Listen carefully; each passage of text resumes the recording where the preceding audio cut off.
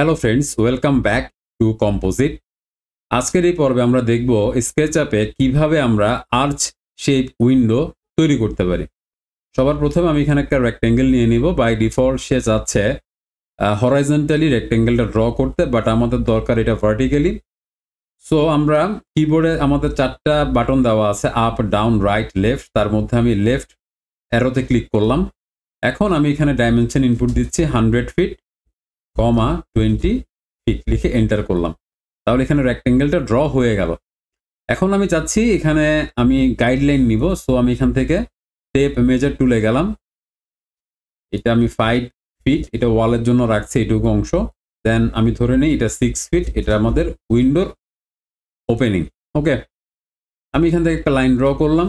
এই লাইনটাকে আমার কি করতে হবে, লাইনটা আর একটু হাইটে দিতে পারি চাইলে, ধরেন এইটুকু পর্যন্তই দিলাম। ওকে, এখন এই লাইনটা আমি কপি করব। এটা আমি সিলেক্ট করলাম, মুভ অপশনে গেলাম, কিবোর্ডে কন্ট্রোল প্রেস করলাম, তাহলে প্লাস আইকন চলে আসছে। দ্যাট মিনস এখন আমরা কপি করতে পারি। কপি করলাম। এখন আমরা চলে যাব 2 point arc. First point select করলাম, সেকেন্ড পয়েন্ট সিলেক্ট করলাম এবং ডাইরেকশনটাও ফিক্স করে দিলাম।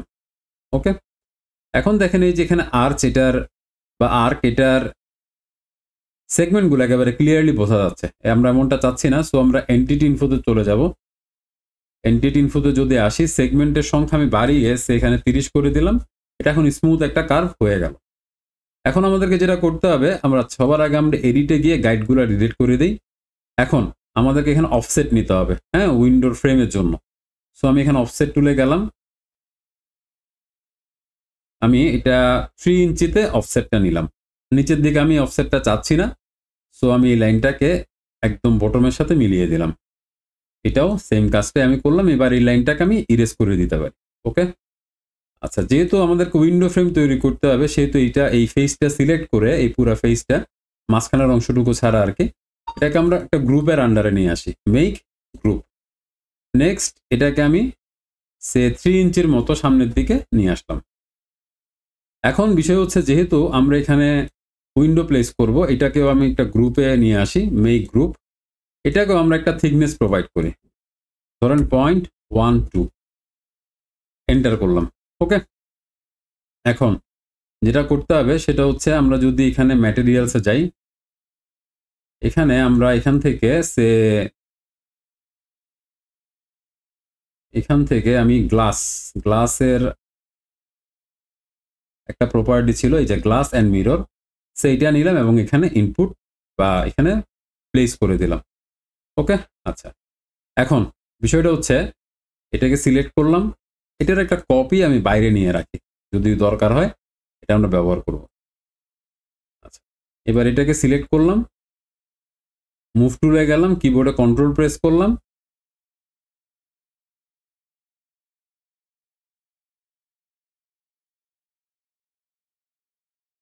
একটা স্পেসিফিক হাইট ডিস্টেন্স নিলাম, এখানে 17 ফিটের মতো আছে।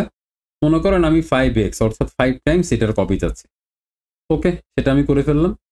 করার পর আমাদেরকে যেটা করতে হবে, আমরা ইজিতেই করি, এটা আমরা ডিলিট করে দিব। এখানে আমরা গ্লাসের কপিটা অলরেডি রেখেছি, সেখান থেকে আবার নিয়ে আসব। এটা ডিলিট করে দিলাম। এখন এখানে যেহেতু আমাদের এই গ্লাসটা আছে, এটার একটা কপি নিলাম, কিবোর্ডে কন্ট্রোল প্রেস করলাম, এই যে এখানে বসালাম 5 টাইমস, রাইট? সো এখানে কি হয়ে গেল, সেট হয়ে গেল। এখন শুরু হচ্ছে আমাদের মেইন কাজ। এটা আমি একটু সেভ করি। এটা হচ্ছে একটা সার্কেলের আন্ডার এটাকে প্লেস করা। তো আমি সার্কেল কমান্ডে গেলাম, একটু বড় থেকে একটা সার্কেল নেই। ওকে, এখন খেয়াল করেন এখানে সেগমেন্টগুলো একেবারে ক্লিয়ারলি বোঝা যাচ্ছে, স্মুথ না, এটা আমরা চাচ্ছি না। সো আমরা এখান থেকে এন্টিটি ইনফোতে এসে এখানে আমি 100 লিখে এন্টার করলাম। এবার এটি স্মুথ হয়ে গেল। এখন আমাদের চেষ্টা থাকবে সার্কেলটাকে সমান 2 ভাগে ভাগ করা। সেন্টার থেকে আমি এদিকে স্ট্রেট গেলাম এবং এদিকে আসলাম। এখন আননেসেসারি পার্ট আমরা ডিলিট করতে পারি, এটাও আননেসেসারি, আমাদের শুধু এই কার্ভটা লাগবে। ওকে, আচ্ছা, এখন আমরা যেটা করব, এটা পুরাটাকে একটা গ্রুপের আন্ডারে নিয়ে আসবো। এই পুরাটাকে একটা গ্রুপের আন্ডারে নিয়ে আসবো। আচ্ছা, গ্রুপের আন্ডারে নেওয়ার আগে আমি এটাকে একটা থিকনেস দিতে যাচ্ছি। সো এটাকে প্রথমে আমরা মেক গ্রুপ করি, দেন এটাকে আমরা একটা থিকনেস প্রোভাইড করি। ধরেন এখানে আমি 10 ইঞ্চির একটা থিকনেস প্রোভাইড করলাম। ওকে, এখন যেটা করতে হবে সেটা হচ্ছে এটাকে একটা সিঙ্গেল গ্রুপের আন্ডারে নিয়ে আসতে হবে, মেক গ্রুপ। এখন আমরা এটাকে বেন্ড করব মূলত হচ্ছে শেপ বেন্ডার টুলের সাহায্যে।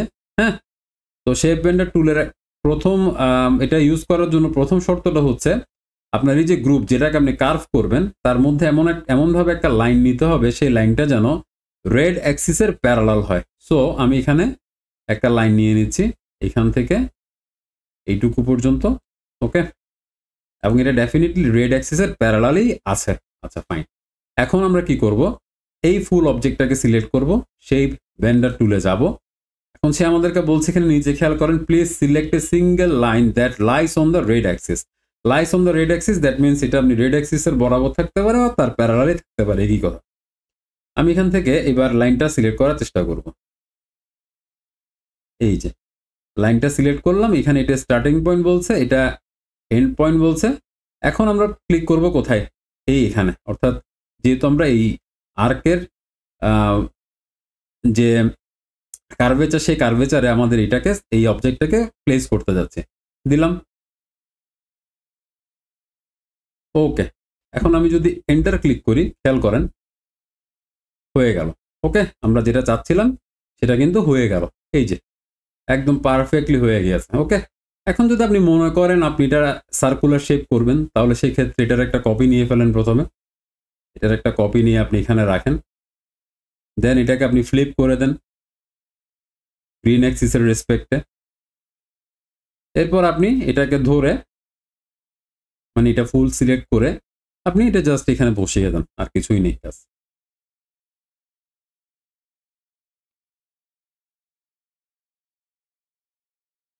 এই যে এই পয়েন্টটা ধরলাম, এই পয়েন্টটা ধরে জাস্ট এটার সাথে আমরা কি করে দিব, বসিয়ে দিব। তো হয়ে গেল,